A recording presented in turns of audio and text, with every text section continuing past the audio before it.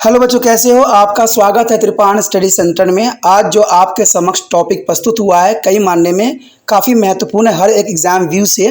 ठीक है, इसमें हम हर एक बात पे विस्तारपूर्वक चर्चा करेंगे और वो सारे जो है पहलू पर विचार करेंगे जो अब तक अछूता था। तो चलिए देखते हैं हमारा आज टॉपिक क्या है।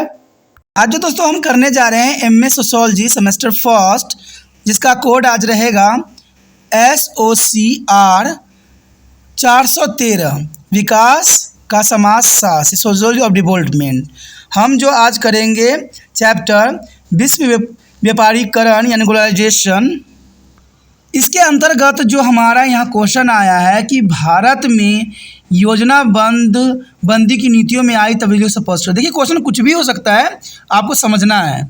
इसमें हम गांधी जी और जो है नेहरू जी का विकास मॉडल के नीतियों की आलोचना भी करेंगे और रॉय मोहन नीतियों का भी व्याख्या करेंगे और साथ में भारत में आधुनिक विकास की नीतियों का भी जो है खुरजोर यहाँ पर प्रयास करेंगे जानने की। तो ये क्वेश्चन कई मानने में काफ़ी महत्वपूर्ण रहेगा एग्जाम व्यू से। ठीक है, इसमें आप क्वेश्चन समझ ही गए होंगे कि भारत में योजनाबंदी को नीतियों के जो है तब्दीलियों के बारे में हम जानेंगे। यह क्वेश्चन हो सकता है कि नेहरू और जो है गांधी जी की जो है विकास मॉडल की नीतियों के आलोचना सहित व्याख्या करना है, या हो सकता है कि भारत में आधुनिक विकास की नीति और रॉय मोहन नीतियों का व्याख्या। तो कई क्वेश्चन का हो सकते हैं, लेकिन इसका आंसर साफ तौर पे यही रहेगा जो आपके समक्ष प्रस्तुत किया जा रहा है। अगर हम बात यहाँ पर करें पंडित जवाहरलाल नेहरू की विकास नीतियों का, तो इसमें साफ होता है कि भारत के पहले प्रधानमंत्री पंडित जवाहरलाल नेहरू ने देश के आर्थिक विकास की समाजवादी ढांचों को प्राप्त करने की नीतियों का निर्माण किया। ये काफ़ी महत्वपूर्ण बात आता है कि महात्मा गांधी जी को जो विचार था वो प्रथम प्रधानमंत्री पंडित जवाहरलाल नेहरू का विचारधारा भी उसी प्रकार से था और वो भी जो है समाजवादी ढांचों को प्राप्त करने की नीतियों का ही अनुसरण कर रहे थे। और उनके अनुसार औद्योगिकरण से इस्पात बनता है। आपको पता है कि कोई भी देश को प्रोग्रेशन के लिए औद्योगिकरण होना काफ़ी महत्वपूर्ण है। औद्योगिकरण काफ़ी महत्वपूर्ण इसलिए भी होता है क्योंकि यहाँ पर हर तरह के रॉ मटेरियल बनाए जाते हैं और जिन कारणों से शक्ति पैदा होती है, यानी किसी देश में वो शक्ति पैदा होती है जो दूसरे देशों के समक्ष खड़ा रख सके उसे, और यह आधार होता है जिस द्वारा निर्माण कार्य आसानी से हो जाता है। देखिए अगर हमारा देश सशक्त होता है तो इससे हमारे देश का जो है हर तरफ बोलबाला होगा, और ये कैसे होगा? जब हमारा औद्योगिकरण जो है मजबूत होगा। और इसका आपने उदाहरण भी देख लिया होगा कोरोना वायरस में, जब अमेरिका के पास जो है मलेरिया का दवाई नहीं था तो भारत से उसने कहा, भारत ने थोड़ा विलम्ब कर दिया तो भारत को उसने धमकी भी दी। तो इससे पता लगता है कि औद्योगिकरण कितनी महत्वपूर्ण हो सकती है। भारत में योजना नीति का मुख्य उद्देश्य भारत का औद्योगिकरण करना है। योजना नीति का मुख्य उद्देश्य देखा जाए तो औद्योगिकरण के इर्द गिर्द ही घूमता है, जिसमें आरंभिक उद्योग का पहला स्थान दिया जाता है। यानी देखा जाए तो industrialization process steel is a produce power. Industrialization produce steel, it is a produce a power, they are the base. They are the base. Once you have got their base, it is easy to the build. The struggles is governing planning the India is the industrialized, and that mean the basic industries being to given their first place. This is the most important point here. जैसा कि हम जानते ही हैं कि नीति का अर्थ लंबे समय की योजनाओं से होती है। आपने देखा होगा 5 वर्षीय योजना, ये सारी योजनाओं के बारे में हमने पढ़ा भी होगा, और इनकी समय अवधि भी निर्धारित होती है। कम से कम ये 5 वर्ष तो रहती है।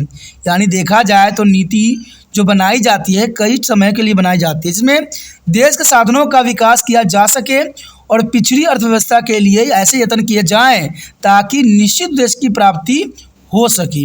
ये काफ़ी महत्वपूर्ण बात है कि नीतियाँ इसलिए बनाई जाती है कि हमारा जो पिछड़ा अर्थव्यवस्था है उसका जो है आगे से आगे बढ़ाया जा सके, विकास किया जा सके।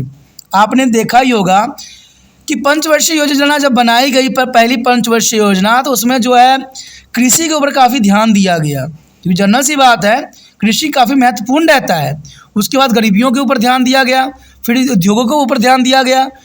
तो ये योजनाओं का अपना एक उद्देश्य होती है और इसी कारण से कोई देश जो है पावरफुल बनती है। भारत की आज़ादी के बाद देश में बड़े यत्न के जो है सिद्धांत को अपनाया गया, जो कि रोडन द्वारा किया गया था, और इस नीतियों को अपनाना गया जिसमें समय समय तक तब्दीलियाँ भी की गई। यानी देखिए, नीति का अनुसरण तो भारत में भी की गई। और देखा जाए तो भारत आज़ादी के बाद देश में बड़े यत्न के सिद्धांत को अपनाया गया, जो कि रोडन द्वारा किया गया। देखिए, याद रखना ये बात को, ये काफ़ी महत्वपूर्ण है कि भारत में नीति जो बनाई गई वो फर्स्ट ऑफ ऑल जो थी रोडन के द्वारा बनाई गई, जो कि काफ़ी महत्वपूर्ण है। और साथ में ये भी बात देखा गया कि ये समय समय पर जो है बदलाव इसमें देखने को मिलता ही रहता है, यानी समय समय पर इसमें बहुत से संशोधन भी होते हैं। उसके पश्चात हमारे यहाँ पॉइंट आता है कि भारतीय योजनाबंदी नीतियों में तब्दीलियाँ। देखिए, काफ़ी महत्वपूर्ण है कि भारतीय योजनाबंदी नीतियों में तब्दीलियाँ किस प्रकार से हुई है। भारत में पहली 5 वर्षीय योजना की नीति बनाते समय जो है कृषि को ज़्यादा महत्वपूर्ण स्थान दिया गया था। जैसे मैंने अभी आपको बताया कि भारतीय योजनाबंदी नीतियों में सबसे पहले जब 5 वर्षीय योजना बनाई गई थी तो कृषि को महत्व दिया गया था, क्योंकि भारत में जो है भुखमरी की समस्या पैदा हो रखी थी, ताकि देश में बढ़ती हुई जनसंख्या की ज़रूरतों को पूरा किया जा सके। क्योंकि जनरल सी बात है, सरकार की पहली प्राथमिकता यही रहती है कि भारत में जो कहते हैं भूखमरी की समस्या है उससे निपटा जाए, और ये तभी हो सकता था जब हम कृषि पे जो है आगे बढ़ाएं। और कृषि को आगे बढ़ाने के लिए हरित क्रांति की आवश्यकता थी, जो कि काफ़ी महत्वपूर्ण था। और इसके साथ उद्योग के विकास के लिए बड़े पैमानों पर आधार बनाने का निश्चय भी किया गया, जिससे लंबे समय में बड़े बड़े पैमानों के उद्योग स्थापित हो सके। और इसमें जो है देश में देखा जाए तो कृषि पे ध्यान दिया गया, और कृषि के लिए जो है उद्योगों का भी निर्माण किया गया। तो ये काफ़ी महत्वपूर्ण बात थी। इसलिए भारत में पहली नीति में मुख्य तौर पर निम्नलिखित उद्देश्य थे। देखिए, भारत में जो पहली 5 वर्षीय नीति बनाई गई थी उसका क्या उद्देश्य था। देखा जाए तो पहली बात तो यही थी कि लंबे समय के विकास के लिए मजबूत आधार तैयार करना। जनरल सी बात आपने भी जानते ही होंगे, अगर किसी भी कहते हैं इमारत की अगर नींव मजबूत होती है तो उसका इमारत कई सालों तक टिकी रहती है। तो इसलिए सबसे लंबा बात यही दी गई कि विकास की जो नींव रखी जाए वो काफ़ी मजबूत रहे और खेती बाड़ी और उद्योग का विकास हो सके। क्योंकि जब नींव अच्छी रखी जाएगी तो जनरल सी बात है विकास भी अच्छा से अच्छा होगा। इसलिए देश में जो है बहुमुखी योजना का निर्माण किया गया। यानी देखा जाए तो सिर्फ एक योजना के हम पीछे नहीं दौड़ रहे थे, कई योजनाएं यानी कई बहुमुखी योजनाओं का यहाँ पर निर्माण किया गया, जो कि काफ़ी दूरदर्शिता थी। योजना की नीति में बड़े पैमाने के उद्योगों को विकसित करने के लिए यत्न भी किया गया। ये भी काफ़ी महत्वपूर्ण है कि योजना की नीतियों में बड़े पैमाने के उद्योगों को विकसित करने के लिए काफ़ी प्रयास भी किए गए और देश में पूंजी पदार्थों, मशीनों और औजारों के निर्माण की तरफ ज़्यादा ध्यान दिया गया। ये काफ़ी महत्वपूर्ण बात है कि भारत में अगर देखिए, अगर औद्योगिक क्रांति लाते हैं चाहे कृषि क्रांति लाते हैं, यानी देखा जाए तो इसके लिए सबसे बड़ी महत्वपूर्ण बात यही आता है कि यहाँ देश में पूंजी पदार्थ, मशीनों और औजारों का जो है उपयोग किया जाए, क्योंकि इसी से जो है हमारा समय भी बचता है और हम हरित क्रांति को भी प्राप्त करने में सक्षम हो सकेंगे। जैसे उपयोगी वस्तुएं स्वयं विकसित हो जाती है। हमारे देश में सबसे बड़ी विडंबना यही रहती है कि कोई चीज़ का अगर उत्पादन होता है तो वो नष्ट हो जाती है। कारण क्या होता है कि हमारे पास जो है मशीनों की कमी, और आपको तो पता है कि मौसम, बेरोजगार जो है मौसम की जो बेरुखी होती है वो सदैव चलती रहती है। तो इसलिए जो है हमारे पास मशीनों का और उपकरणों का होना काफ़ी महत्वपूर्ण रहता है। इसके अंतर्गत सबसे पहला हमारा मॉडल आता है महालनोबिस मॉडल। यानी देखा जाए तो महालनोबिस मॉडल काफ़ी महत्वपूर्ण है। तो कहते हैं भारत में विकास की नीतियों का निर्माण प्रोफेसर पीसी महालनोबिस द्वारा किया गया। जैसे हमने आपको बताया भी था कि भारत में जो है विकास नीति का निर्माण प्रोफेसर पीसी महालनोबिस द्वारा किया गया। इसलिए महालनोबिस ने दूसरे योजना में रूस के तजुर्बों को ध्यान में रखकर नीति का निर्माण किया। यानी देखा जाए जो भारत में हमारा योजना बनाई गई वो सारे के सारे रूस को देखते हुए बनाया गया, जिससे बड़े पैमाने के उद्योग विकसित हो सके। और इनका पहला उद्देश्य यही था कि उद्योगों की जो है हम विकास कर सकें। जैसा कि पंडित जवाहरलाल नेहरू ने कहा था कि औद्योगिकरण का भाव बड़े पैमाने को उद्योग को विकसित करना होता है। जनरल सी बात है कि जिस प्रकार भारत की जनसंख्या बढ़ रही थी और इतनी बड़ी जनसंख्या को जो है वस्तुओं का उपलब्ध करवाना बहुत दुष्कर्म कार्य था, और ये तब हो सकता था जब भारत औद्योगिकरण के लिए अग्रसर हो। और यही बात पंडित जवाहरलाल नेहरू ने भी कहा कि इतनी बड़ी जनसंख्या को अगर ज़रूरतों को पूरा करना है तो हमें औद्योगिकरण को भी अपनाना है। और उनको शब्दों में, यदि हम औद्योगिकरण करते हैं तो यह ज़्यादा महत्वपूर्ण है कि बड़े पैमाने को उद्योग के विकास किया जा सके। तो ये काफ़ी महत्वपूर्ण बात था महाजनोपोलिस मॉडल के अंतर्गत। यदि हम यहाँ पर आगे प्रोफेसर महालनोबिस की विचारधारा की बात करें तो उन्होंने साफ शब्दों में कहा था कि if we are to be industrialize it is of primary importance that we must have the heavy industry which build a machines.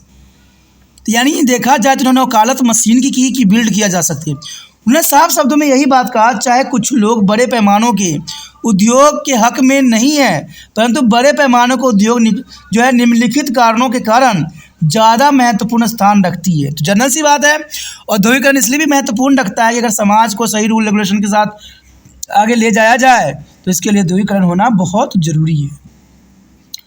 अगर इन्हीं के पॉइंट को आगे ध्यान में हम रखते हुए आगे चले तो कहते हैं बर्तानवी राज्य दौरान भारत के खेती प्रधान देश बनाया गया। आपको पता ही होगा कि भारत हमेशा से ही कृषि प्रधान देश के रूप में जाना जाता है, और ये बर्तानवी राज्य के दौरान भी ऐसा ही था। इसलिए भारत में न सिर्फ खेती बाड़ी ही पिछड़ी हुई हालत में थी बल्कि उद्योग भी विकसित नहीं हुए थे। क्योंकि देखा जाए कि अंग्रेज़ों ने जिस प्रकार भारत को छोड़ा उस समय खेती बाड़ी इतनी विकसित नहीं थी, बिल्कुल पिछड़ी हालत में थी। और देखा जाए तो भारत का उस समय जो है उद्योग भी पिछड़ापन का शिकार हो रखा था। अगर भारत खेती बाड़ी में बढ़ रही जनसंख्या के दबाव कारण उत्पादन शक्ति तेज़ी से कम रही, जिसके लिए औद्योगिक क्षेत्र में ऐसे औजार का निर्माण महत्वपूर्ण था जिनमें खेती बाड़ी विकसित हो सके। अब देखिए, कोई चीज़ का अगर आगे हम देखना चाहते हैं विकास होते हुए तो जनरल सी बात है उसको जो है औद्योगिकरण से जोड़ना ज़रूरी है, और उसके लिए मशीनों का बहुत उपयोग करना ज़रूरी है। अगर हम चाहे वो डॉक्टरी फील्ड में देखें, चाहे हम कृषि क्षेत्र में देखें, चाहे इंडस्ट्री क्षेत्र में देखें, अगर आपके पास आधुनिक मशीनों हैं तो जनरल सी बात है हमारा देश जो औद्योगिकरण की उस चरम सीमा पे पहुंच सकता है जहां पर हमने सपना देखा था। अगर हम अगले पॉइंट की बात करें तो ये साफ करता है कि बड़े पैमानों के उद्योग सिर्फ खेती बाड़ी के विकास के लिए ही ज़रूरी नहीं थे। जैसे मैंने बताया भी कि खेती बाड़ी को विकास करके आप कुछ भी नहीं कर सकते, आपको चौतरफा विकास करने की ज़रूरत है, हर क्षेत्र को विकास करने की ज़रूरत है। बल्कि इनका विकास बढ़ रही बेरोजगारी को दूर करने के लिए भी महत्वपूर्ण था। और मान लीजिए खेती बाड़ी आप करके जो है औद्योगिक क्रांति को प्राप्त कर जाते हो, लेकिन अगर खेती बाड़ी से उत्पन्न चीज़ों का अगर हम इस्तेमाल और ढंग से नहीं रखे, संरक्षित नहीं किए, तो जनरल सी बात है कि वो हमारे लिए जो है बहुत ही दुष्कर्म कार्य हो सकता है।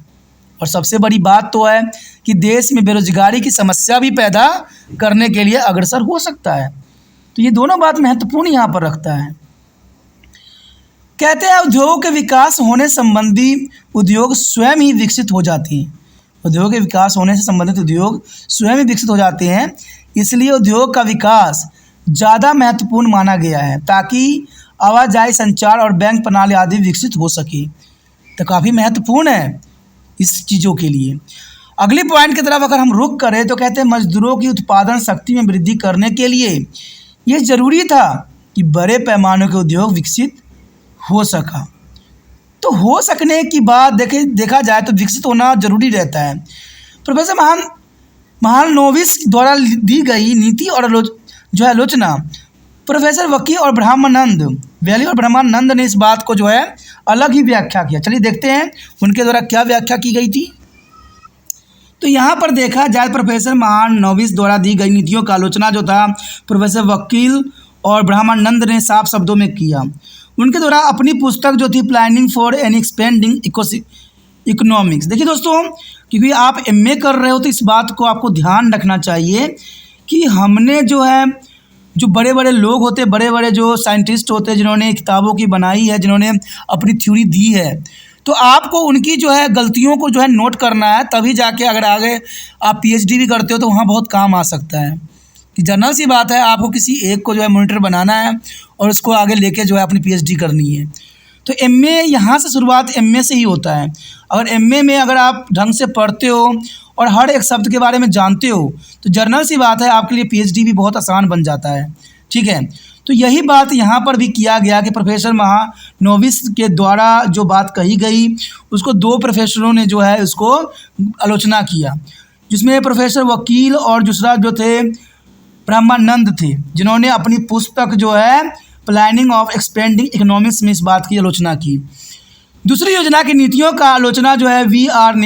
सिन्यास ने द्वारा की गई है और अन्य शास्त्रियों के द्वारा अनुसार भारत में खेती बाड़ी न सिर्फ पिछड़ी हुई है बल्कि खेती क्षेत्र में जनसंख्या तेज़ी से बढ़ रही है। इसलिए ऐसी जो है नीतियों की ज़रूरत थी जो बढ़ती जनसंख्या के लिए रोजगार के मौके प्रदान कर सकी, इसलिए पुण्य रोजगार प्राप्त किया जा सके, ये भी विचारधारा थी। तो ये काफ़ी महत्वपूर्ण है कि ऐसी नीतियों की ज़रूरत थी जो बढ़ती जनसंख्या के लिए रोजगार के मौका प्रदान कर सके, इसलिए पूर्व जो है रोजगार प्राप्त किया जा सके। तो ये काफ़ी महत्वपूर्ण बात था कि जो देश पिछड़ी हुई होती है उनके लिए महत्वपूर्ण बात रहता है। आगे देखा जाए तो प्रोफेसर बी.वी. भट्ट ने भी भारत की नीति संबंधी विचार प्रकट करते हुए कहा कि शुरू में चाहे निर्यात की जो है सुविधाएं कम होती थी, जब हम मशीन का निर्माण करते हैं तो लंबे समय के लिए यह लाभदायक सिद्ध होती है। जनरल सी बात है ये लाभदायक सिद्ध रहेगी, इसलिए नीतियों में जो है पूंजी पदार्थ का विकास होना चाहिए, ये बहुत ज़रूरी बात थी। और इसी तरह I.G. पटेल ने भी विकासवाद योजना की नीति संबंधी अपनी विचार प्रकट करते हुए साफ शब्दों में कहा कि भारत की योजना में जो निर्यात पर ज़्यादा जोर दिया जाए। ये बात काफ़ी महत्वपूर्ण है। देखिए, जितना निर्यात कीजिएगा उतना अपना देश जो है काफ़ी आगे बढ़ेगा, परंतु भारत जैसे देश को आत्मनिर्भरता की ज़रूरत थी। इसी तरह भारत में जो है योजनाबंदी की विकासवादी नीतियों संबंधी जो है 5% विकास दर प्राप्त करने का उद्देश्य रखा गया, जैसे जो है पूर्ण रोजगार प्राप्त करना नहीं था। तो ये काफ़ी महत्वपूर्ण यहाँ पर महानोबिस ने इस शब्दों को जो है बताया। तो काफ़ी ज़रूरी है। अगर हम देखें विश्व व्यापारीकरण यानी ग्लोबलाइजेशन के अंतर्गत देखें तो ये काफ़ी महत्वपूर्ण बात यहाँ रखता है। अगला टॉपिक जो हमारे समक्ष आया है नेहरू मॉडल, काफ़ी महत्वपूर्ण है। इसमें हम नेहरू मॉडल और गांधी जी का विकास मॉडल के बारे में विस्तार पूर्वक चर्चा करेंगे। ठीक है, ये जो है एमए सोशियोलॉजी सेमेस्टर फर्स्ट जो है इसका कोड है SOCR 413, किताब है विकास का समाजशास्त्र, विकास का समाजशास्त्र एंड सोशियोलॉजी ऑफ डेवलपमेंट। हम चैप्टर जो कर रहे हैं वो है विश्व व्यापारीकरण यानी ग्लोबलाइजेशन। इसी के अंतर्गत हमारा जो यहाँ पर आया है वो आया है नेहरू मॉडल और गांधी विकास मॉडल। तो काफ़ी महत्वपूर्ण है। अगर हम बात पहले करें नेहरू मॉडल की तो ये बात मैं आपको साफ कर दूं कि गांधी जी और नेहरू जी ने जो है अपनी विकास नीतियों का अनुसरण किया, और जर्नल सी बात है इस बात का अनुसरण जो है नेहरू जी ने 100% किया, यानी पंचवर्षीय योजना जो है भारत में लागू किया। तो ये काफ़ी महत्वपूर्ण बात रहता है। अगर देखा जाए नेहरू मॉडल की हम बात करें तो कहते हैं भारत में निवेश करते समय नेहरू मॉडल को अपनाने के लिए अर्थशास्त्रियों ने समय समय पर यत्न किए हैं, यानी जो नेहरू जी ने मॉडल दिया है उसका जो है समय समय पर मार्गदर्शन भारत के लोगों को किया गया है, और उन्होंने हमेशा ही अर्थशास्त्रियों ने उनके मॉडलों को जो है प्रयोग करने के लिए सदैव अग्रसर रहे हैं। इस मॉडल के अनुसार देश में बड़े पैमाने को उद्योग को स्थापित करना चाहिए। उनका विचारधारा था नेहरू जी का कि भारत में अधिक अमाउंट में यानी सबसे बड़ी संख्या में उद्योगों का विकास किया जाए। जनरल सी बात है उद्योग रहेगा तो लोगों के लिए रोजगार और रोटी प्राप्त होता रहेगा, जिससे विदेशी पूंजी पर निर्भरता कम हो जाती है। देखिए ये बात काफ़ी महत्वपूर्ण है। भारत अगर देखा जाए तो विकास क्यों नहीं कर रहा है, इसका सबसे बड़ा कारण कहीं ना कहीं यही बात आती है कि भारत जो है औद्योगिकरण की तरफ आगे नहीं बढ़ रहा है। जनरल सी बात देखिए, अगर औद्योगिक आप देखोगे तो आपको शहरों में ही नज़र आती है और गांव क्षेत्रों में नहीं आती है। तो सबके सब लोग जो है पलायन किसके तरफ कर जाते हैं, शहरों की तरफ कर जाते हैं, और यहाँ पर जो है बस्तियाँ बना लेते हैं, गंदे झुग्गी झोपड़ी में रहते हैं।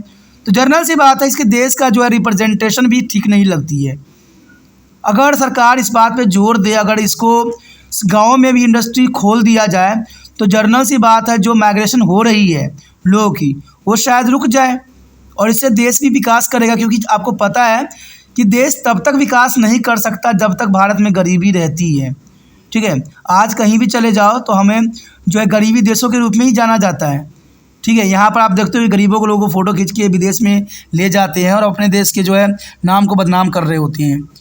तो गांधी जी और नेहरू जी इसी बातों को वकालत कर रहे थे कि जितना हो सके औद्योगिकरण का जो है विकास किया जाए, जिससे विदेशी पूंजी निर्भर कम हो जाती है। जैसे हम विदेशी चीज़ों पर हम निर्भर हैं वो कम जाती है।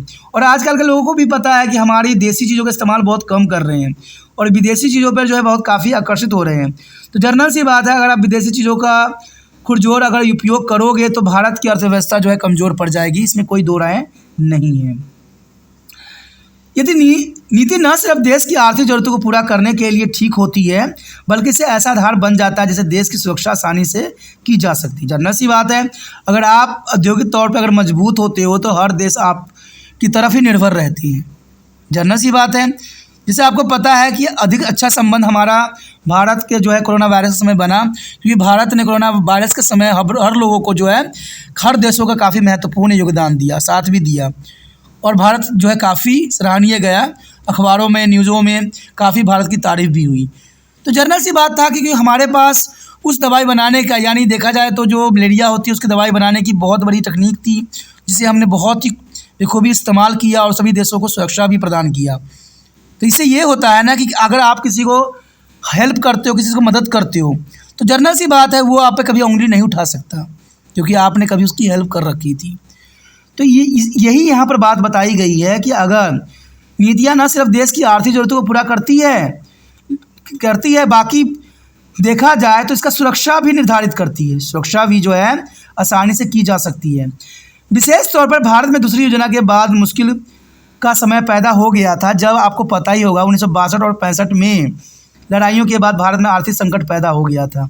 क्योंकि देखा जाए तो हम 1962 में जो है चीनों के साथ युद्ध किया, उसके बाद आपको पता ही है चीन के बाद जो है पाकिस्तान के साथ युद्ध हुई। तो इन युद्धों के कारण जो था भारत की जो है काफ़ी आर्थिक अर्थव्यवस्था लड़खड़ा सी गई और काफ़ी आर्थिक संकट पैदा हो गया भारत में। इसलिए विकास संबंधी बहुत सारी मुश्किलों का भारत को सामना करना पड़ा। ये बहुत ही दुष्कर्म समय था जहाँ पर भारत को उभरना था। कहते हमारा 5 वर्षीय योजना सफल हो जाती अगर 2 जो है बड़े बड़े युद्ध नहीं लड़ना पड़ता, क्योंकि हम इस समय आज़ादी के दौर से ही गुजर रहे थे। कुछ ही साल आज़ादी के हुए भी थे और इस समय 2 युद्ध हो जाना काफ़ी मुश्किल था। कहते हैं तीसरी योजना के बाद आर्थिक संकट पैदा हुआ, इसलिए भारत की बढ़ती हुई जनसंख्या के लिए अनाज पैदा करने की ज़रूरत थी। इसलिए महालनोबिस मॉडल और नेहरू मॉडल में त्रुटियां नज़र आने लगी, क्योंकि जनरल सी बात है, हम जो विचारधारा लेके आगे बढ़ रहे थे वो नहीं उतरा उस विचारधाराओं पे। जैसे कि हमने महालनोबिस मॉडल को पढ़ा और नेहरू मॉडल के बारे में जाना, वो दोनों आगे चल के त्रुटियाँ का सामना करना पड़ा। रीजन्स ये था कि हमने 2 युद्धों का सामना किया और जो पंचवर्षीय योजना बनाई गई वो विफल हो गया। इसमें जो है साफ शब्दों में जो है कहना था, प्रोफेसर GS भल्ला ने कहा था साफ शब्दों में कि अर्थव्यवस्था का गरीब में होने का मुख्य कारण विकास की दर कम होना है।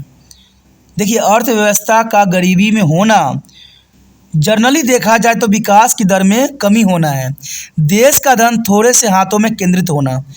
अब इस बात को यहाँ पर प्रोफेसर GS भल्ला ने बहुत ही अच्छी तरीक़ा से बोला और आज भी देखा जाए तो कुछ हद तक यही हो रहा है।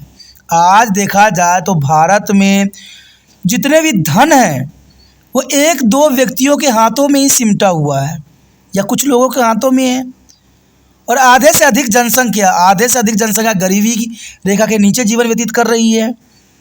और देखा जाए तो 50% में 30% लोग जो है मिडिल क्लास के लोग में बिलोंग करते हैं और 20% देखा जाए तो स्टैंडर्ड हैं, और उसमें से देखा जाए तो वो उनके हाथों में सारा धन दौलत है। भारत का अगर धन देखा जाए तो इक्का दुक्का हाथों में ही केंद्रित है, और इस तरह से जो है भारत का विकास संभव होना बहुत ही दुष्कर्म कार्य है। और मैं साफ शब्दों में कह दूं कि जिन व्यक्तियों के हाथों में भारत का धन केंद्रित है वो सारे के सारे धन जो है विदेशों में ही निवेश हो रहे हैं। अब जर्नल सी बात मैं यहाँ बता दूँ कि अगर भारत के धन अगर विदेशों में अगर आप निवेश करते हो तो भारत इकोनॉमिक अर्थव्यवस्था गिर जाती है। क्योंकि आपने एक बात जाना होगा कि जितने हमारे विदेशी मुद्रा हमारे भारत में आता है उतना जो है भारत के जो इकोनॉमिक अर्थव्यवस्था मजबूत होती है। लेकिन अगर भारत का जो है पैसा दूसरे देशों में जाता है तो भारत की अर्थव्यवस्था गिरता है। और जिन व्यक्तियों के हाथों में ये धन केंद्रित है वो भारत का विकास नहीं करना चाहते हैं, वो सिर्फ अपनी जो है सपनों का महल विदेशों में रखना चाहते हैं। जो वो सपनों के महल बना रहे होते हैं वो विदेशों में बना रहे होते हैं और वहाँ पर जो है अपना भारतीय करेंसी का प्रयोग कर रहे होते हैं। तो जर्नल सी बात है कि भारत की इकोनॉमिक अर्थव्यवस्था गिरेगा। आपको तो पता ही होगा कि भारतीय पैसा का डॉलर के साथ अगर आप कंपेयर करोगे, जो भारतीय रुपीस है और जो एक करेंसी है, ठीक है ना, और अगर अमेरिका के डॉलर के साथ कंपेयर करते हो तो आप आज भी 60% डिफरेंस देख सकते हो। तो जर्नल सी बात है कि भारत जो है कहाँ तरक्की किया। सरकार अगर आप देखोगे तो ये बोलती है, पीठ ये तबतबाती है कि हमारी इकोनॉमिक अर्थव्यवस्था बहुत ऊपर पहुंच गई है। लेकिन जब आप दूसरे जो है करेंसियों के साथ भारतीय करेंसी की तुलना करोगे तब आपको समझ में आएगा कि भारत अभी भी विकसित नहीं हुआ है। इसकी अर्थव्यवस्था बिल्कुल ही अभी भी वहीं पे है जहाँ पर पहले थी। ये काफ़ी महत्वपूर्ण है कि भारत का धन जो है कुछ ही हाथों में केंद्रित हो गया है। गांव और शहरों में गरीबी की स्थिति इसलिए परिणाम के तौर पर भारत की आर्थिक नीति आलोचना का पात्र बनी है। देखिए ये काफ़ी महत्वपूर्ण बात यहाँ पर जो है भल्ला ने दिए थे कि गांव और शहरों में गरीबी इसलिए परिणाम तौर पर भारत की आर्थिक नीति को आलोचना का पात्र बनी है क्योंकि सारे के सारे गरीबी जो है भारत में सिमट सी गई है और इन्हीं कारण से आर्थिक नीति जो है आलोचना का पात्र हुआ है। यानी देखा जाए it is there for a consequence of poor performance of economical that basis still of the Indian dependent is come under furious attack. तो ये काफ़ी महत्वपूर्ण थी। ठीक है, आगे अगर हम बात करें यहाँ पर काफ़ी महत्वपूर्ण बात है कि नेहरू मॉडल में बहुत सारी त्रुटियाँ नज़र आने लगी क्योंकि भारत में योजनाओं का सफलता के कारण 40% के गरीबी लोग गरीबी रेखा से नीचे जीवन व्यतीत कर रहे थे। अब देखिए ये आंकड़ा कम 1960 के आसपास है कि 40% जो है लोग गरीबी रेखा के नीचे जीवन व्यतीत कर रहे हैं। अगर आज हम 2023 की बात करें, ठीक है, 2023 की बात करें तो आज भी ये आंकड़ा इतने के ही बरकरार है, यानी 40% के आसपास ही है। तो भारत कहाँ तरक्की की आप समझ सकते हो कि सरकार जो आईना दिखा रही होती है वास्तविकता में वो आईना गलत है। मैंने दूसरे की जो है रिसर्च मारा, मैंने देखा कि आज भी भारत में जो है 40% तो ऊपर गरीबी रेखा के लोग रह रहे हैं। अब समझिए जब भारत आज़ाद था उस समय भी 40% थी और आज 40% से अधिक है। तो जर्नल सी बात है कि भारत और भी गरीब होता चला जा रहा है। भारत की विकास नीतियों को देखते हुए महसूस उल हक ने ठीक ही कहा था, यानी भारत की जो हालत थी, जो विकास नीति थी, उसमें उल हक ने अपने साफ शब्दों में कहा था कि लोग ट्रैक्टरों का उपयोग नहीं कर सकते। The people could not be eat a tractor, यानी people could not be eat a tractor.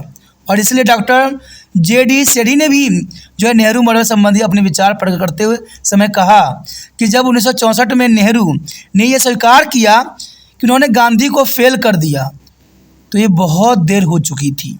जब नेहरू जी ने बात कहा कि उन्होंने गांधी जी को फेल कर दिया तब तक बहुत देर हो चुकी थी। दूसरी तरफ भारतीय मार्क्सवादी जिन्होंने गांधी और पूंजीवादी के अलग ढांचा निर्माण करने का प्रयत्न किया तो ऐसे समय भारत के व्यापारियों को तेज़ी से विकास किया जिससे गरीबी और असमानता में वृद्धि हुई। इसके परिणाम स्वरूप 1970 में जनता सरकार ने गांधी समाजवादी मॉडल को अपनाया। यानी देखा जाए तो 1970 में जो जनता पार्टी ने यानी जनता सरकार ने गांधी समाजवादी मॉडल का जो है अपनाया। अब यहाँ पर आपको ये समझ नहीं आ रहा होगा कि गांधी मॉडल था क्या, गांधी का विकास मॉडल किस प्रकार की थी। चलिए देखें गांधी का विकास मॉडल। आगे जो हमारे समक्ष आ गया कि गांधी का विकास मॉडल काफ़ी महत्वपूर्ण है। गांधी का विकास मॉडल देखिए, महात्मा गांधी पेशेवर अर्थशास्त्री नहीं थे। जैसे आपको पता ही होगा वो वकील थे, यानी महात्मा गांधी पेशेवर जो है अर्थशास्त्री नहीं थे। उन्होंने आर्थिक विकास के लिए एक सरल मॉडल पेश किया। भारत में कृषि का विकास करने के लिए कुछ नीतियां बताई गई, इसलिए श्री S.N. अग्रवाल ने 1944 में गांधीवादी योजना बनाई, जो कि 1948 में गांधी विकास मॉडल के रूप में छपी गई। यानी देखा जाए तो गांधीवादी योजना का बनाने का श्रेय श्री S.N. अग्रवाल को जाता है, जो 1944 में गांधी योजना बनाई और इसकी जो मॉडल थी 1948 में छापी गई। इस मॉडल का मुख्य उद्देश्य भारतीय लोगों के जीवन स्तर को ऊंचा उठाने के लिए प्रयत्न करने का सुझाव दिया गया था, क्योंकि महात्मा गांधी का विचारधारा भी यही था कि प्रत्येक व्यक्ति को जो है समाज में सम्मान मिले, वो बेरोजगारी से दूर बैठे। तो ये काफ़ी महत्वपूर्ण था। गाँव में रहने वाले 5.5 जो है लाख लोगों की स्थिति को सुधारने का जो है विचार पेश किया गया, ताकि भारत का विकास तेज़ी से किया जा सके। देखिए, महात्मा गांधी के जो विचारधारा थी वो काफ़ी महत्वपूर्ण थी और दूरदर्शी थी। वो जानते थे कि सबसे अधिक जो है लोग गांव में ही बसते हैं और उनको जो है सही रूल रेगुलेशन दिखाना काफ़ी महत्वपूर्ण रहता है। इसलिए गांधी जी ने इन विचारों को जो है अनुसरण किया।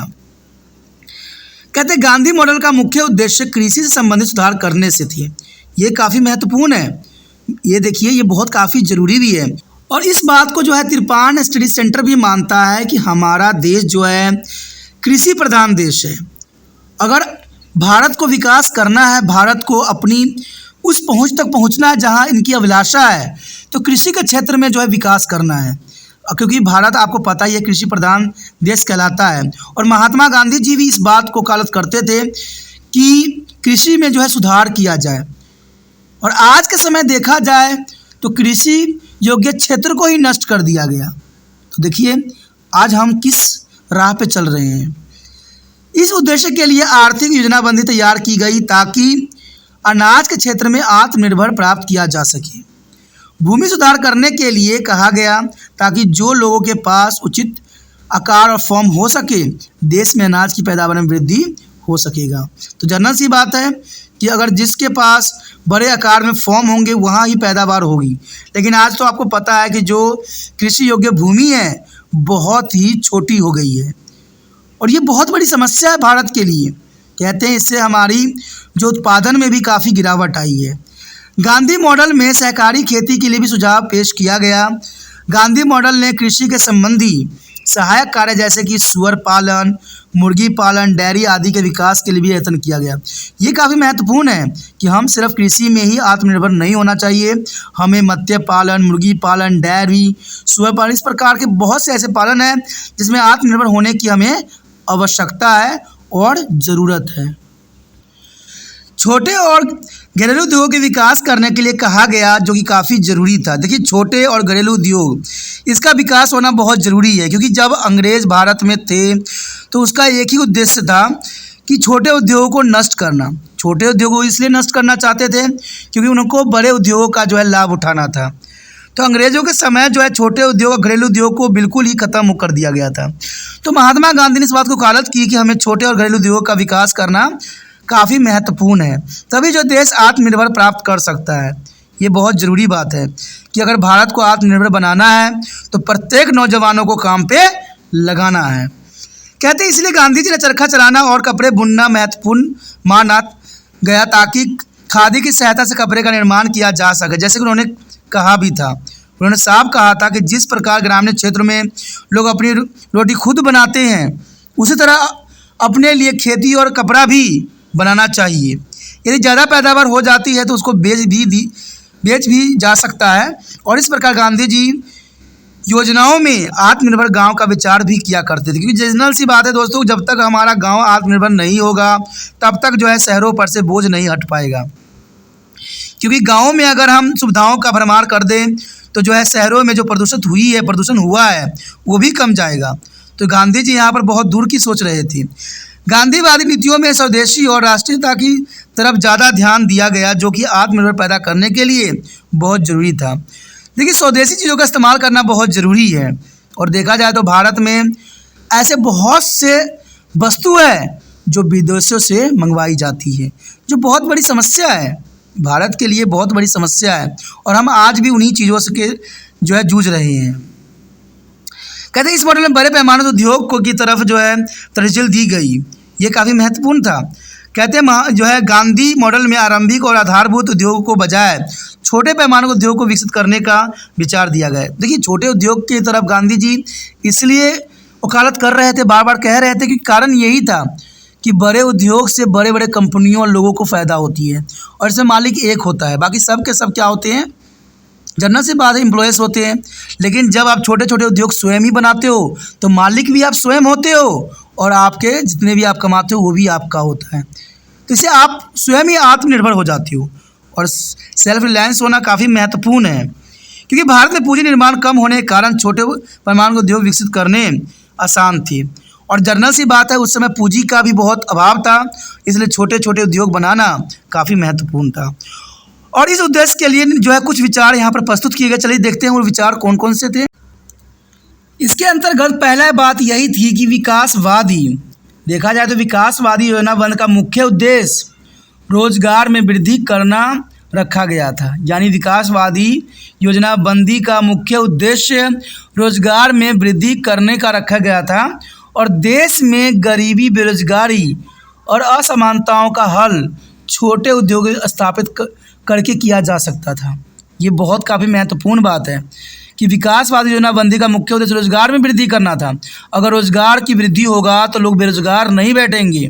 कहते हैं जो बेरोजगार होते हैं वो उनके दिमाग में कई तरह के जो है गलत गतिविधियां जो है सम्मिलित हो जाती हैं और देखा जाए तो गरीबी, बेरोजगारी और असमानताओं का हल छोटे छोटे उद्योग स्थापित करके ही किया जा सकता था।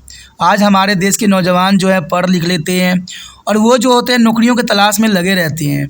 जब नौकरियां नहीं मिलती है तो वो गलत कार्यों में जो है लीन हो जाते हैं, जो कि सही नहीं है। कहते हैं पढ़े लिखे का मतलब यही होता है कि आप एक समझदार बनो और अपने कार्य को जो है स्वयं ही करने की कोशिश करो। ऐसा कार्य करो जिसमें देश की भलाई हो, लोगों की भलाई हो। ऐसा कार्य ना करो कि देश के लिए आप खतरा पैदा कर दो। ये काफ़ी महत्वपूर्ण है। इसलिए ऐसे उद्योग का निर्माण किया जाए जहाँ की ज़्यादा पूंजी के स्थान पर ज़्यादा मजदूर काम पर लगाए जा सके। यानी हमें ऐसे उद्योगों का जो है स्थापना करना है जहाँ पर कुछ व्यक्तियों को जो है काम मिल जाए। इससे जो है बेरोजगारी ऑटोमेटिक जो है ख़त्म हो जाएगी, क्योंकि अगर आप 5 व्यक्तियों को कार्य देते हो तो जनरल सी बात है 5-5 ऐसे ही कार्य होता रहा तो देश में जो है बेरोजगारी की समस्या सदैव के लिए ख़त्म हो जाएगा। दूसरी पॉइंट यही कहता है कि भारत में बेरोजगारी विशेष तौर पर ग्रामीण क्षेत्र में नज़र आती है। यानी भारत में बेरोजगारी जो है विशेष तौर पर ग्रामीण क्षेत्र में ही नज़र आती है। इसलिए खेतीबाड़ी में रोजगार की सुविधाओं को बढ़ाने का यत्न करने का सुझाव भी दिया गया। तो ये काफ़ी महत्वपूर्ण है कि भारत में बेरोजगारी विशेष तौर पर ग्रामीण क्षेत्र में ही नज़र आती है। इसलिए खेतीबाड़ी को रोजगार की सुविधाओं को बढ़ाने का यत्न करने का सुझाव दिया गया और खेतीबाड़ी में पशुपालन, गोबर गैस प्लांट आदि का काम विस्तार से किया जाए। गाँव में घरेलू उद्योग स्थापित करने के लिए सुझाव दिया गया, जिससे भारत की बढ़ रही जनसंख्या को गाँव में ही रोजगार दिया जा सके। मैंने पहले ही कह चुका हूँ कि जितना अगर लोग गाँव में हैं तो गाँव में ही अगर रहेंगे उतना जो है देश आगे तरक्की करेगा, क्योंकि वो लोग कृषि के ऊपर ध्यान नहीं देते हैं, वो शहरों की तरफ पलायन कर जाते हैं और बड़े बड़े फैक्ट्रियों में लग जाने की कोशिश करते हैं। इससे देखा जाए तो शहर भी प्रदूषित होती है, प्लस यहाँ की जो ज़मीन है वो भी जो है औद्योगिकरण का शिकार हो जाता है। तो जनरल सी बात, अगर हम गाँव में उद्योग स्थापित करें तो इससे जो है अधिक से अधिक जनसंख्या जो है गाँव में रोजगार मिल जाएगी और वो अपना जीवन जो सुचारू रूप से कार्यरत करने में सफल हो जाएंगे। आगे विकास मॉडल के अंतर्गत जो है गांधी मॉडल के अंतर्गत विकास का गांधी मॉडल छोटे और घरेलू उद्योगों के हक में था। यानी गांधी जी हमेशा जो थे वो छोटे छोटे उद्योग के हक में थे। इसमें श्री चरण सिंह जो कि गांधी विकास मॉडल के बड़े ही समर्थक थे। यानी श्री चरण सिंह जो थे गांधी मॉडल के बहुत ही अच्छे समर्थक थे। उन्होंने कहा कि आने वाले समय में जो है दरमियानों या बड़े पैमाने के उद्योग नहीं लगाए जाएंगे, बल्कि भविष्य में घरेलू और छोटे उद्योग को ही स्थापित किया जाएगा, जिनके द्वारा देश में प्रयोग की जाने वाली वस्तुओं का पैदावार किया जा सके। तो ये काफ़ी महत्वपूर्ण है आत्मनिर्भर बनने के लिए कि अपने देश में जो है इस तरह के उद्योग लगाया जाए और जो हमारे नौजवान जो शहरी की तरफ पलायन करने के लिए अग्रसर हैं उनको गाँव में रोका जाए। अगर वो गाँव में रोकते हैं तो वो अपने कार्य के साथ जो है अपनी खेतीबाड़ी में भी ध्यान देंगे, जिससे देश में जो है अर्थव्यवस्था मजबूत होगी। लेकिन देखा जाए तो आज बड़ी जो है दुर्लभ विडंबना पैदा हो गई है। जो लोग गाँव में हैं वो शहरों की सपना देख रहे हैं, और जो शहरों में हैं वो विदेशों की सपना देख रहे हैं। तो हो गया ना विषम जो है कंडीशन। इससे भारत जो है अपने आप को कभी आगे नहीं बढ़ा पाएगा, क्योंकि जब तक नौजवानों के साथ नहीं होगा भारत कैसे आगे बढ़ेगा। उसके पश्चात यहाँ पर आता है चौथा पॉइंट, जो कि काफ़ी महत्वपूर्ण है, कि भारत में आमदन और धन का सामान्य विभाजन के लिए भी गांधी मॉडल ज़्यादा उचित माना जाता है, क्योंकि आमदन और जो धन का जो असामान्य वितरण है, सामान्य विभाजन के लिए भी बहुत ज़रूरी था। देश में थोड़े से हाथों में धन केंद्रित होने के लिए यह सुझाव दिया गया कि इस प्रकार की विकास नीति जो है में मॉडल गांधी को अपनाने के परिणाम स्वरूप ये तब्दीली लाई गई है। यानी देखा जाए तो गांधी जी इस बात पे साफ जो है नकारते थे कि धन जो है एक दो हाथों में केंद्रित नहीं होना चाहिए, इसका विभाजन जो है प्रत्येक क्षेत्र में होना चाहिए, सभी लोगों के लिए होना चाहिए। और जर्नल सी बात है, जो काफ़ी अमीर थे वो अमीर होते ही चले जा रहे हैं, और ये आज का समय है। कहते हैं आज हम जो 21वीं शताब्दी में आ गए हैं और यहाँ पर ऐसा ही हो रहा है। जो लोग गरीब हैं वो गरीबी रेखा से नीचे ही चले जा रहे हैं, और जो अमीर हैं वो अमीर से और भी अमीर होते चले जा रहे हैं। इससे भारत में जो है इस तरह का जो है ऊंच नीच की भेदभाव और जो है बड़े पैमाने पर जो यहाँ पर गरीबी देखने को मिलता है वो शायद ख़त्म ना हो पाए, क्योंकि गरीबी ख़त्म तभी होगा जब जो है छोटे छोटे उद्योगों का विकास किया जाएगा, जिससे हर लोग आत्मनिर्भर बन सकें। नेहरू और गांधी के दोनों मॉडलों में कुछ अच्छे गुण भी थे। नेहरू और गांधी के दोनों मॉडल में कुछ अच्छे गुण भी थे, जबकि कुछ कमियां भी थी। देखिए, कोई चीज़ बनाई जाती है तो जर्नल सी बात है वो फ्यूचर रख के बनाई जाती है, लेकिन फ्यूचर में क्या हो जाए इसकी भविष्यवाणी करना संभव नहीं है। कि देखा जाए तो नेहरू और गांधी दोनों के मॉडल में बहुत ही अच्छी बातें थी, लेकिन कुछ कमियाँ थी। कहते कमियाँ तो होना एक स्वाभाविक बात होता है, इसलिए यदि हम आर्थिक विकास के लिए किसी एक मॉडल का प्रयोग करते हैं तो शायद अच्छे परिणाम प्राप्त हो सकते हैं। जर्नल सी बात है, किसी एक मॉडल पर चलने की आवश्यकता है। लेकिन आज तो देखा जाए, आज हम आधुनिक युग में हैं, तो आज आधुनिकता के आड़ में इतनी कुछ हो रही है कि लोग अपनी ही सिक्का चलाने में लगे हुए हैं। वो ना तो गांधी मॉडल को अपनाना चाहते हैं, ना नेहरू मॉडल को अपनाना चाहते हैं, वो तो अपना मॉडल बनाना चाहते हैं। और ये आज भारत की कंडीशन है। आज देखिए सब कुछ ऐसे बदला जा रहा है जैसे कि कुछ इसका महत्व ही नहीं था। यानी देखा जाए तो चीन ने गांधी मॉडल का प्रयोग किया, जिससे धीरे धीरे बड़े पैमाने पर उद्योग विकसित हो गए। देखिए, अब चीन ने भारतीय मॉडल का इस्तेमाल किया, यानी गांधी मॉडल का चीनी लोगों ने जो है खूब प्रयोग किया। और आप उनकी अर्थव्यवस्था को देख सकते हो कि आज उनकी अर्थव्यवस्था जो है विश्व पावर जो है अमेरिका से जो है दो चार हाथ करने को तैयार है। तो ये बहुत बड़ी बात है कि हमारे देश के जो थिंकनर्स थे उनके विचारधारा दूसरे देशों ने अपनाया और तरक्की किया, लेकिन भारत में इन बातों का अनुसरण नहीं किया जाता है, जो बहुत ही दुर्भाग्यपूर्ण बात है। मैंने देखा है ऐसे बहुत से रूल गांधी विचारधारा के अंतर्गत आई है, लेकिन इसमें सफलता जो है कुछ भी प्राप्त नहीं हुई। चीन के हाथों की इस नीतियों को दो पैरों पर चलाने वाली नीति का नाम दिया गया। यानी चीन के लोगों ने इस नीति को, जो गांधी मॉडल उन्होंने अपनाया, उनको दो पैरों पर चलने वाली नीति का नाम दिया। और इस तरह दोनों मॉडल का जो है प्रयोग साथ साथ किया गया। देखिए, गांधी मॉडल और जो है नेहरू मॉडल, चीन ने दोनों ही मॉडल को इस्तेमाल किया, इसलिए वहाँ के लोगों ने इसको जो है नीतियों को दो पैरों पर चलने वाली नीति का नाम दिया। और देखा जाए 1990 में एक बार फिर संकट की हालत पैदा हो गई थी। 1990 में एक बार फिर संकट की हालत पैदा हो गई, और इस आर्थिक संकट को दूर करने के लिए रो मोहन विकास मॉडल अस्तित्व में आया। आगे जो हमारे समक्ष आया है मनमोहन विकास योजना। ये MA सोशोलॉजी का जो है टॉपिक है, सोशोलॉजी ऑफ डेवलपमेंट जो है बुक है इसका, ठीक है। और इसका कोड जो है 413 है, जो कि काफ़ी महत्वपूर्ण है, 8413, ठीक है। और इसी के अंतर्गत हमारा जो यहाँ पर टॉपिक आया है मनमोहन विकास योजना। मॉडल की बात करें तो काफ़ी महत्वपूर्ण रहेगा। इसमें हम कहते हैं भारत में 7वीं और 5 वर्षीय योजना की विकास नीति सफल न हुई और देश का आर्थिक संकट से घिर गया। देखा जाए तो 7वीं और 5वीं पंचवर्षीय योजना जो है भारत में विकास नहीं हो सका और भारत जो है आर्थिक संकटों से घिर गया था। इसलिए राव मोहन मॉडल की शुरुआत किया गया, जिसमें नई नीतियाँ अस्तित्व में आई। कहते हैं भारत में बदलाव होना स्वाभाविक होता है, क्योंकि आपको पता है कि भारत का संविधान भी लचीला है और भारत में नीतियाँ तो लचीला होती ही है, इसमें कोई दो राय नहीं है।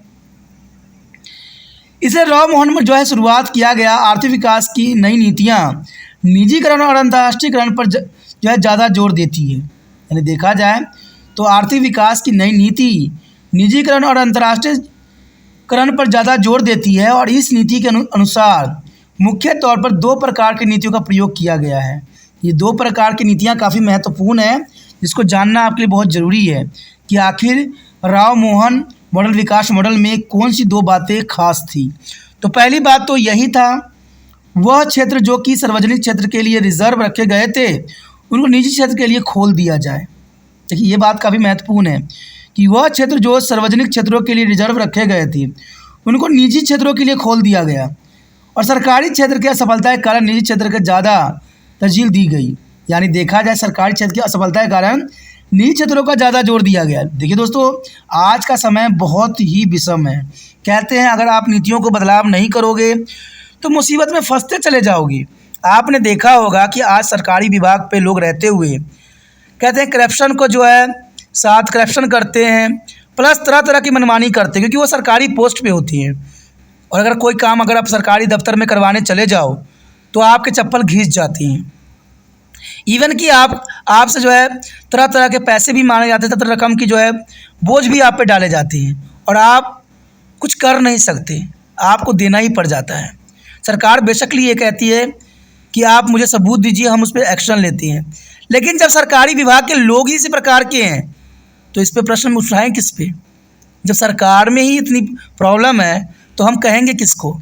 अगर हम कहेंगे तो आपको पता है जनरल सी बात है वो क्या करेंगे, एक ही कार्रवाई करते हैं ना। आम लोगों को तो जेल के अंदर डाल देते हैं और बड़े लोग जो होते हैं कहते हैं उनके जो सदस्यता भी रद्द कर दी जाती है और तुरंत कुछ ही दिनों में बहाल भी कर दी जाती है, क्योंकि भाई वो उन्हीं की व्यक्ति है, उन्हीं की सरकार है, वही सब चलाते हैं।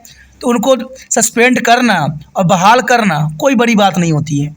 लेकिन आम व्यक्ति कुछ बोल दे, कुछ कह दे तो कहते हैं ना धरती ही आसमान पे उठा लेंगे, सर पे उठा लेंगे धरती को। तो ये बहुत बड़ी विचित्र बात है। कहा जाए तो इसमें राव मोहन विकास मॉडल में इस बात को साफ तौर पे कहा गया था कि सरकारी क्षेत्र की सफलता के कारण। देखिए सरकारी क्षेत्र में सफलता क्यों होती है? आपने एक बात नोट किया होगा कि अगर कोई व्यक्ति होता है, कोई मंत्री होता है, तो अपने बच्चों को कहाँ पढ़ाता है? प्राइवेट स्कूल में पढ़ाता है, कभी सरकारी की तरफ रुख नहीं करता है, प्राइवेट स्कूल में पढ़ाता है। और जब काम करने की वक्त आता है तो वो क्या ढूंढता है? सरकारी नौकरी ढूंढता है। आखिर क्यों? सरकारी नौकरी में आखिर ऐसा है क्या? क्योंकि सरकारी नौकरी में आराम है। आपने सरकारी विभाग में देखा ही होगा, जैसे व्यक्ति 10 बजे वहाँ पर ड्यूटी पे पहुँचता है तो क्या करता है, एक दो काम करता है और जैसे ही 5 मिनट के बाद उनको चाय का टाइम हो जाता है। जैसे थोड़ा सा काम करता भी नहीं है कि डायरेक्ट खाने का टाइम हो जाता है। खाने के लिए भी 1.5 घंटा का उनको समय चाहिए, घंटा की। और जैसे खाना खाया उठा, जैसे सीट पे बैठा, फिर उनको चाय का टाइम हो जाता है। और जैसे फाइल को खोला वैसे ही छुट्टी का टाइम हो जाता है। तो जनरल सी बात है, इसमें काम हुआ कहाँ? सरकारी मिशनरी का फेल होने का कारण भी यही है कि ये लोगों को इतनी सुविधाएं दी गई है, इतनी मनमर्जी दी गई है कि सारे विभाग जो हैं फेल हो गई है। और ये किसकी वजह से हुआ? सरकारी मिशनरी के कारण हुआ। सरकार को देखा जाए तो आपने कभी न्यूज़ में देखा होगा कि जब मंत्री जी किसी विभाग में पहुंचते हैं तो न्यूज़ वाले ये न्यूज़ चला रहे होते हैं कि भाई जो है देश के जो है माननीय मंत्री जी जो है अपने विभाग में आए हैं और अपने विभाग के सुध लेने आए हैं। अब देखिए, जो उस विभाग का मंत्री है अगर 2 साल में एक बार आता हो और ब्रेकिंग न्यूज़ चलता हो तो बड़ी शर्म की बात है कि भाई जिनका विभाग है वो एक अतिथि की तरह आते हैं और अपने विभाग का सुध लेते हैं, जबकि उनको प्रत्येक दिन जाना है और प्रत्येक दिन जो है कार्य का सुध लेना है। क्योंकि मंत्री जी से तो जनरल सी बात है, वो अपने कुर्सी पर बैठते कहाँ हैं? वो तो अपने पार्टी को जो है बरकरार रखने के लिए आए दिन जो है नारे लगवा रहे होते हैं और आए दिन दंगा फसाद करवा रहे होते हैं, जो कि बहुत बड़ी विडम्बना है। इसलिए यहाँ पर देखा जाए तो राव मोहन विकास मॉडल को साफ शब्दों में कहा गया कि जो है सरकारी क्षेत्र की असफलता है, इसलिए निजी क्षेत्र में तवज्जो दिया जाए या निजी क्षेत्र को महत्व दिया जाए। क्योंकि निजी क्षेत्र में ऐसा नहीं होता है। निजी क्षेत्र में कहीं भी आप चले जाइए, बड़े ही सम्मान के साथ आपको बैठाया जाएगा और बहुत ही सुविधा तरीक़ा से आपका काम जो है चंद सेकंडों में हो जाता है। क्योंकि वहाँ पर जो है कंपनी की प्रेशर होती है, वहाँ पर अगर व्यक्ति काम नहीं करता तो उसका तनख्वाह काट ली जाती है। लेकिन गवर्नमेंट में ऐसा नहीं होता है। गवर्नमेंट में तो वो लोग जाते हैं ड्यूटी करने और चंद सेकंड के बाद जो है अपने बच्चों को रिसीव कर रहे होते हैं स्कूल से। तो विभाग में बैठा कौन? सोचिए, विचार कीजिए कि मॉडल बदलने की क्यों आवश्यकता पड़ गई। अगली बात अगर हम बात करें तो इसमें साफ है कि निजी क्षेत्र में उद्योग स्थापित करने के लिए लाइसेंस लेते समय जो रुकावटें पेश आई उनको दूर करने के लिए यत्न किए गए और निजी क्षेत्र में आज्ञा दी गई कि वह ऐसे उद्योगों में आसानी से निवेश कर सकती हैं। देखिए, ये भी काफ़ी महत्वपूर्ण बात है कि अगर निजी क्षेत्रों के अगर लाइसेंस काफ़ी आसानी से अगर मिल जाता है तो वो जो है कोई भी व्यक्ति कार्य करने में सक्षम हो जाता है। लेकिन बात तो वहीं पर आ गई फिर से, अगर कोई लाइसेंस आप लेने जाओ, सरकारी विभाग के बड़े बड़े अफसरों को जो है अच्छा खासा मोटा रकम देना पड़ता है। इसलिए लोग जो है निजी क्षेत्रों में जाने से बहुत रोते हैं और गलती से इन्होंने निजी काम खोल भी लिया तो सरकार जो है उन पे निजी जो है करने की वजह से, लाइसेंस न होने की वजह से उन पे जो है तरह तरह के जो है प्रताड़ना देने लग जाती हैं। तो भारत की विडंबना ही यही है कि अगर निजी क्षेत्र का विकास होता है तो लाइसेंस लीजिए, और लाइसेंस लेना है तो बड़े बड़े अफसर जो सरकारी विभाग में कार्य कर रहे हैं उनके जेब भरिए। तो ये विडंबना ही हुआ ना, तभी तो देश जो है आगे तरक्की के राह पे नहीं चल पा रहा है। देश जो है पिछड़ा हुआ और पिछड़ता ही जा रहा है। इस बिना एकाधिकार पर लगी हुई रोक भी खत्म कर दी गई है थी, अथवा देखा जाए तो निजी क्षेत्र में पूंजीपति बिना लाइसेंस को अपना काम शुरू कर सकते थे। ये भी बात उसमें मेन रखी गई कि निजी क्षेत्र में पूंजीपति जो है बिना लाइसेंस के अपना काम शुरू कर सकते हैं और इस उद्देश्य के लिए वेतन वाली पूंजी निवेश की अधिकतम सीमा भी खत्म कर दी गई। ये भी काफ़ी महत्वपूर्ण था। लेकिन देखा जाए तो ये बड़े बड़े उद्योगपतियों के लिए ये बात मान्य था। आज देखिए, कोई व्यक्ति अगर व्यापार खोलता है और उसके पास लाइसेंस नहीं है तो सरकार का डंडा 2 ही मिनट में पड़ जाता है, ठीक है। लेकिन बड़े बड़े विभागों के साथ कुछ नहीं होता है। देश में देखा जाए तो बड़े बड़े करप्शन जो है बड़े बड़े लोगों ने ही किया और बड़े बड़े लोगों ने ही बैंक को लूट के भाग गए, लेकिन सरकार ने इसके प्रति कोई भी जागरूकता नहीं दिखाई। आम व्यक्ति अगर लोन लेने जाए तो आप समझ सकते हो कि उनकी क्या दुर्दशा हो जाती है। लेकिन बड़े बड़े लोग लोन लेके भाग जाते हैं, नहीं कुछ करते हैं, फिर भी उन पर कोई तरह की प्रताड़ना नहीं दी जाती है। ये बहुत ही महत्वपूर्ण बात है दोस्तों। आपको पता होना चाहिए, अगर आपको किसी से लोन लेते हो, सर कोई भी कंपनी से लोन लेते हो, किसी भी फाइनेंस कंपनी से, अगर आप समय रहते पैसा नहीं चुका पाते हो तो वो आएंगे आपके सामान उठा के ले जाएंगे।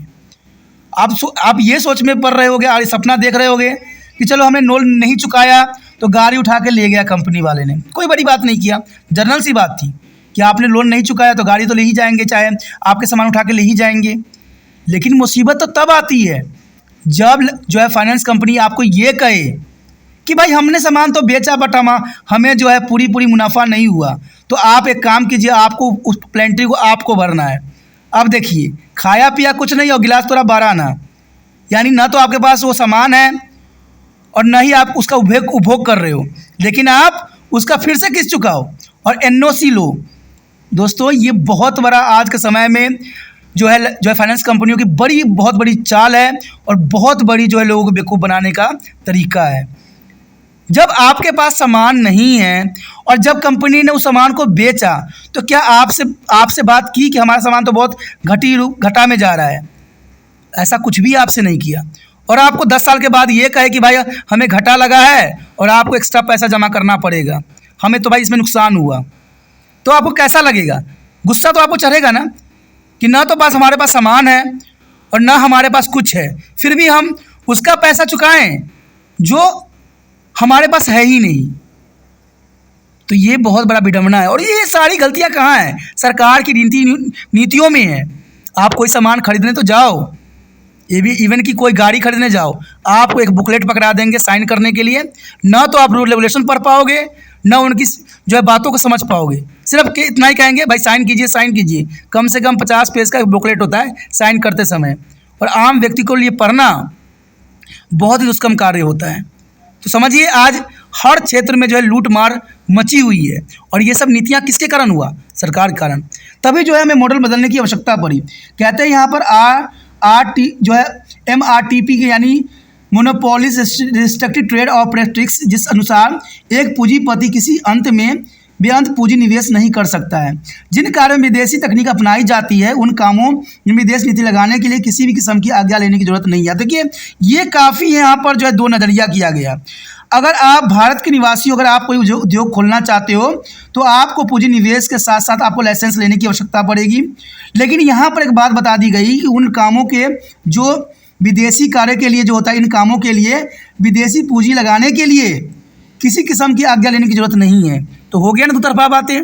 क्यों अपने घर वालों के लिए जो है आज्ञा लेने की जरूरत पड़ती है और विदेश वालों को आज्ञा लेने की जरूरत नहीं पड़ती है? ये कौन सी नीति हुई? हो गया सरकार की दो तरफा बातें। तो कहते हैं ना हर एक जो है मॉडल में कुछ ना कुछ कमियां है ही है।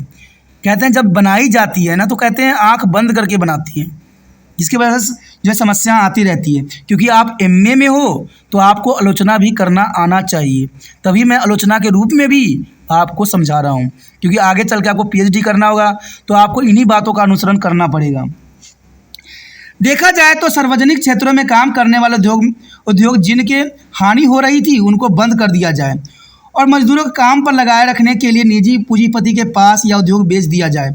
ये भी प्रावधान किया गया था कि जो सर्विस क्षेत्र में काम करने वाले उद्योग जिनकी हानि हो रहा था उनको बंद कर दिया जाए, ये बात रखी गई थी। अब मजदूरों को काम पर लगाए रखने के लिए निजी पूंजीपतियों के पास उद्योग बेच दिया जाए। तो जनरल सी बात है, सार्वजनिक उद्योग इसलिए नहीं आगे चल पाती है क्योंकि आपको पता है उसमें सरकारी मशीनरी होती है और सरकारी काम और सरकारी लोग उसी तरह से होते हैं जैसे कहते हैं कि सोया हुआ व्यक्ति होता है ना, तो वो काम करते हैं ढंग से। और इवन कि आप देखिए सरकार की नीतियाँ देखिए, कहते हैं कोई विभाग में आप चले जाइए, इतना वृद्ध लोग आपको मिलेंगे ना, उनका तो पेन भी उनको संभलता नहीं है और ऐसे ऐसे लोगों को जो है अभी जॉब पे रखी जाती है। दोस्तों ये गलत है, इससे नौजवानों को मौका नहीं मिलता है। कहते हैं सरकार को इस बात को सोचना चाहिए कि आज देखिए उम्र का जो है मैक्सिमम 60 साल ही रह गया है, एवरेज आयु रह गया है। तो उम्र देखिए जॉब का भी 60 रखा गया है, वही 50 तक कर दिया जाए तो बेटर रहता है। ऐसा न जाने कितने लोगों को जो है रोज़गार मिल जाएगा और जो व्यक्ति वृद्ध अवस्था में भी कार्यरत होते हैं उनसे छुटकारा मिल जाएगा। मैं तो यही कहता हूं कि जो सरकार ने पेंशन की रूल रेगुलेशन ख़त्म किया उसको नहीं करना चाहिए।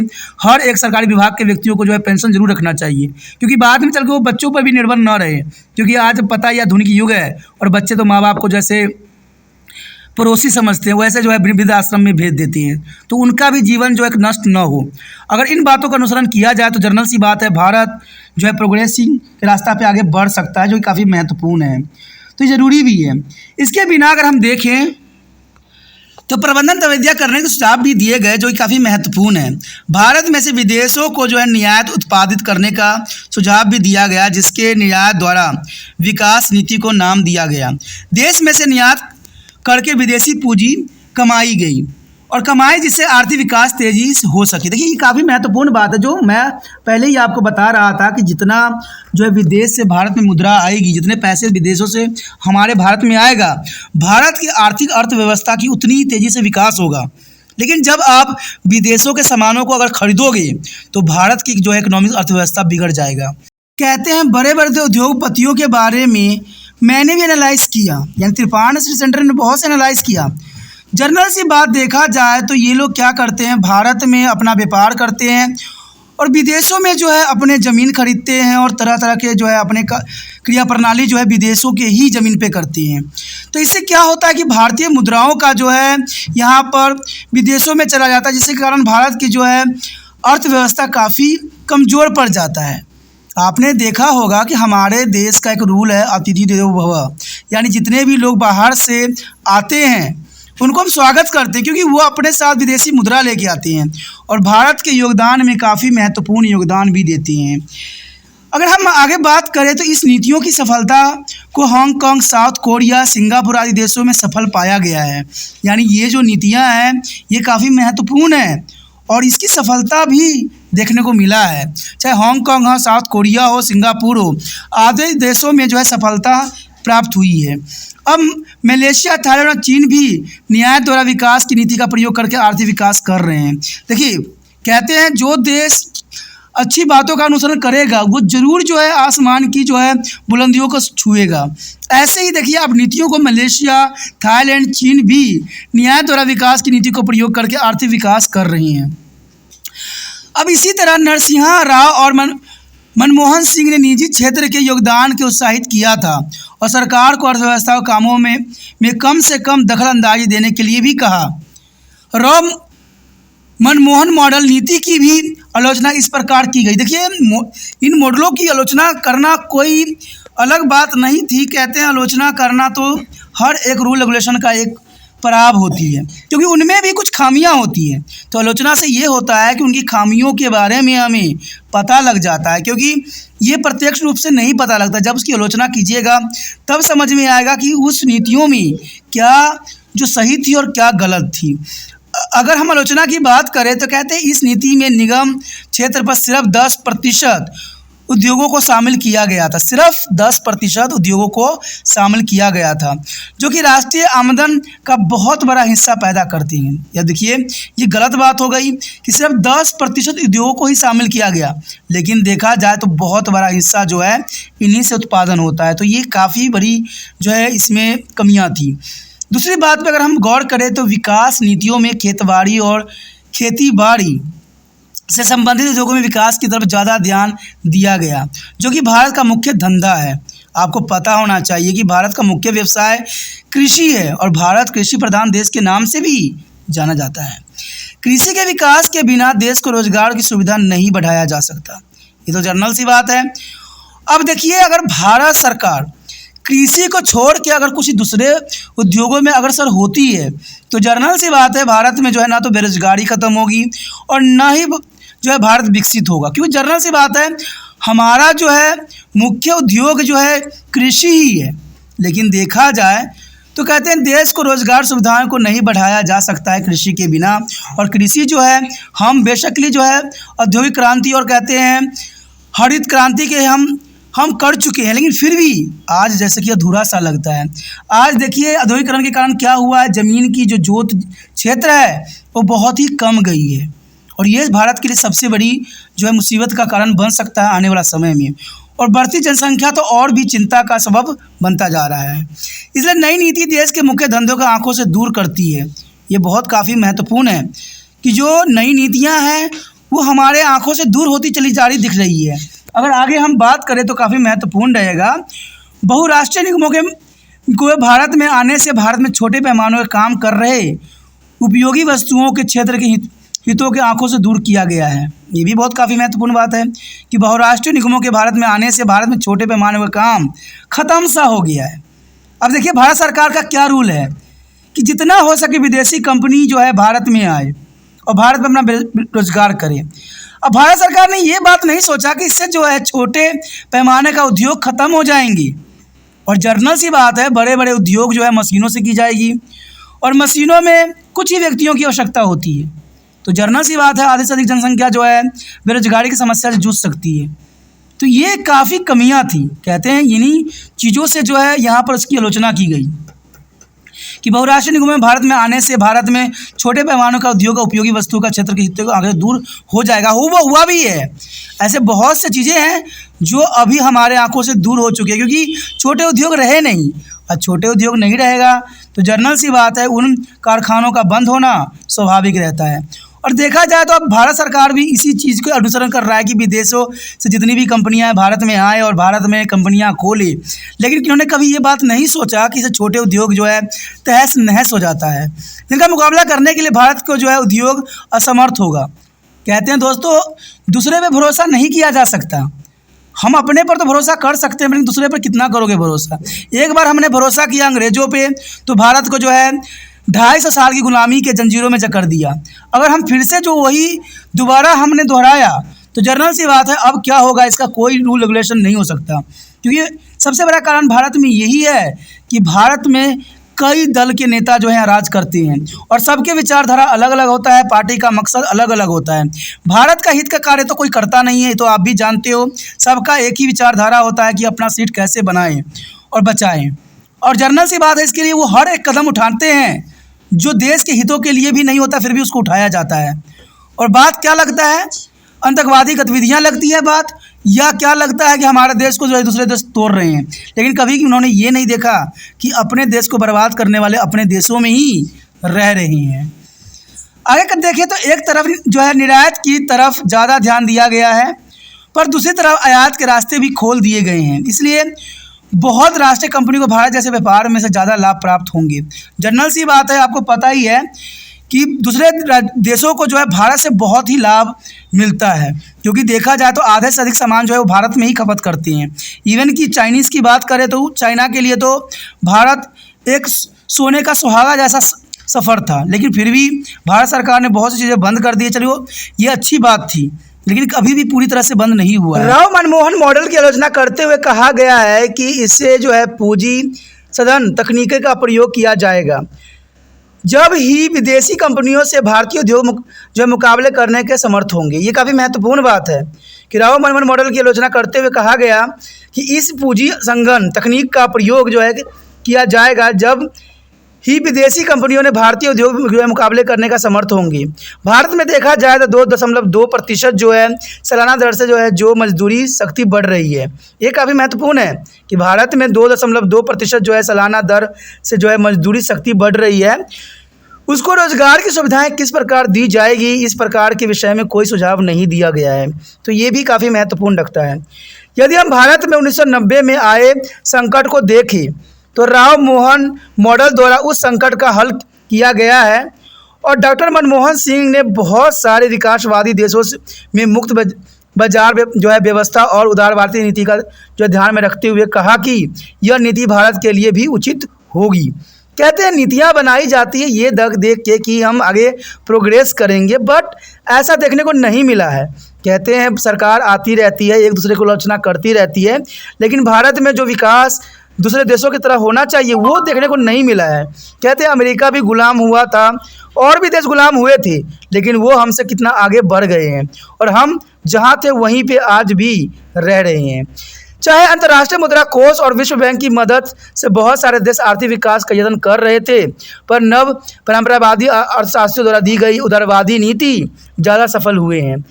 जैसे कि जापान में इस नीति ने अच्छे नतीजे प्रस्तुत किए हैं। देखिए हमारे देश के जो रूल रेगुलेशन है, जो मॉडल है, विदेश के देशों द्वारा जो है अपनाई जा रही है। तो कितनी बड़ी विडंबना है कि हमने बनाया रूल, हमने सब कुछ किया, लेकिन इसका जो है उपयोग दूसरे देश उपयोग करके जो है वहाँ पर अपनी जो है अर्थव्यवस्था को मजबूत कर रहे हैं। तो भारत में ऐसा क्यों नहीं किया जाता?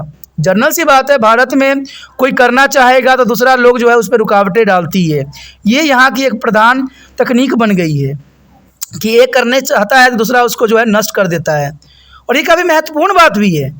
देखा जाए तो ये नतीजे जैसे दूसरे देशों में लाए हैं उस हमारे देश में भी हो सकते हैं, और इस तरह विश्व के बाकी देशों को देखते हुए देश की गरीबी, बेरोजगारी या समानता आदि को दूर करने के लिए उदारवादी नीति अपनाई गई है। तो जनरल सी बात है, आपको पता भी होगा कि चीन जो था कई दशकों तक जो है पूरे दुनिया से, पूरे विश्व से अलग थलग था, लेकिन बाद में उसकी नीतियों ने उसको आज जो है तीसरी जो है विश्व के सबसे पावरफुल शक्ति के रूप में उभार के सामने लाई है।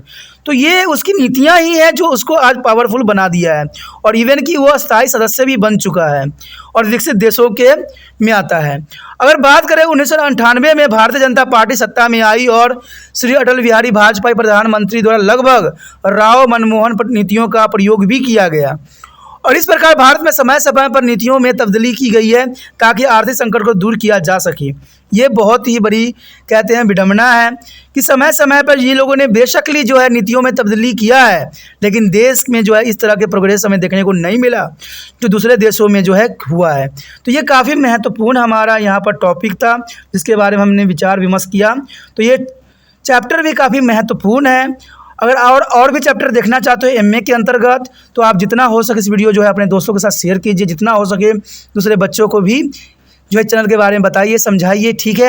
अगर आप पहली बार वीडियो देख रहे थे, पहली बार मेरे चैनल पे आए हो, तो जनरल सी बात है आपको जो है चैनल को सब्सक्राइब करके अपने बारे में सेव करना चाहिए, क्योंकि आपको पता है कि तिरपान स्टडी सेंटर बहुत काफ़ी हेल्पफुल है सभी क्लास के बच्चों के लिए, चाहे 8th से लेकर एमए तक क्यों ना हो। सभी वीडियो जो है आपको यूट्यूब पर मौजूद है, तिरपान स्टडी के जो है होम पेज पर मौजूद है, लेकिन ये आपको तब मिलेगा जब इसको सब्सक्राइब करके अपने मोबाइल में सेव कीजिएगा, ठीक है। और साथ में नोटिफिकेशन भी तभी प्राप्त होता है जब जो है बच्चे इसको सब्सक्राइब करके अपने मोबाइल में सेव करते हैं। नहीं तो आपको पता है कब त्रिपाण स्टडी सेंटर किस क्लास का वीडियो आपके लिए बना रहा है, क्या बनाएगा, तो ये तभी पता चलेगा जब आप सब्सक्राइब करके अपने मोबाइल में चैनल को रखिएगा। क्योंकि आपको पता है त्रिपाण स्टडी सेंटर हमेशा एग्ज़ाम के अंतर्गत आपके लिए जो है कार्यशील है। तो सोचिए नहीं, विचार ना कीजिए, चलो सब्सक्राइब करके अपने मोबाइल में सेव कीजिए।